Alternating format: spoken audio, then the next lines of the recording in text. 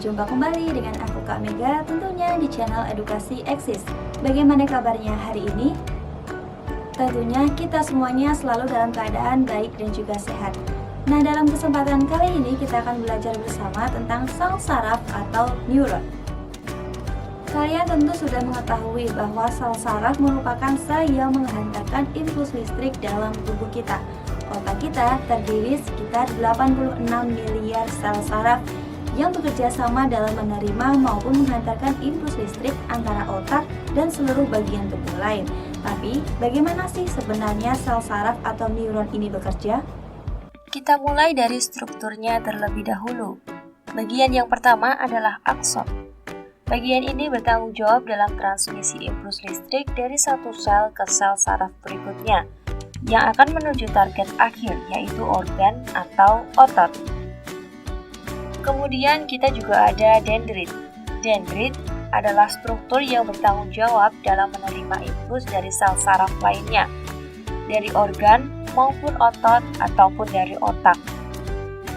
Impuls listrik ini akan bergerak dari dendrit melalui badan sel, yaitu struktur lain dari sel saraf yang berisikan nukleus, suatu organel yang berisikan material genetik yang mengatur pertumbuhan dan perkembangan dari sel saraf.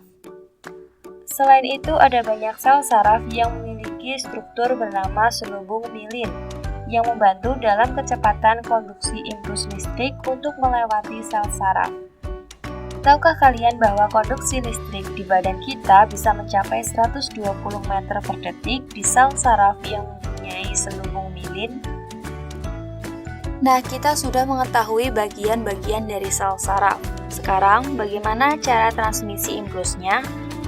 Bagaimana cara otak menyuruh tangan kita untuk bergerak misalnya? Di awal melalui suatu mekanisme yang kompleks. Otak kita membentuk sesuatu yang bernama potensial aksi dan meneruskannya sepanjang saraf yang bertanggung jawab untuk menggerakkan tangan. Di dalam saraf kita terdapat kabel, dan di dalam kabel-kabel inilah terdapat syaraf. Di antara satu sel saraf ke sel saraf berikutnya ada celah yang bernama sinaps. Jadi, potensial aksi yang merupakan listrik akan diterima oleh dendrit di sel saraf pertama, kemudian diteruskan melalui tubuhnya dan mencapai akson.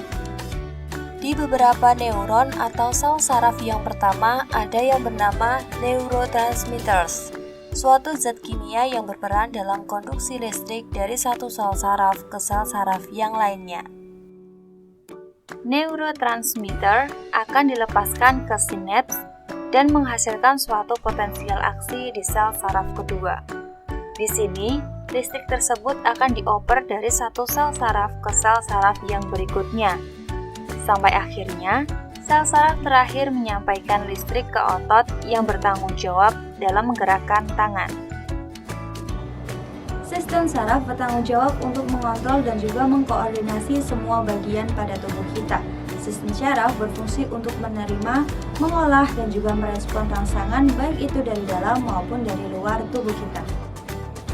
Nah, sekian dulu ya materi tentang sel saraf dan juga bagaimana cara kerjanya. Semoga materi kali ini bermanfaat. Tentunya jangan lupa like, komen, dan share video ini ke teman-teman kalian semua. Dan tentunya jangan lupa subscribe channel Edukasi Eksis ini ya. Terima kasih, bertemu di lain video.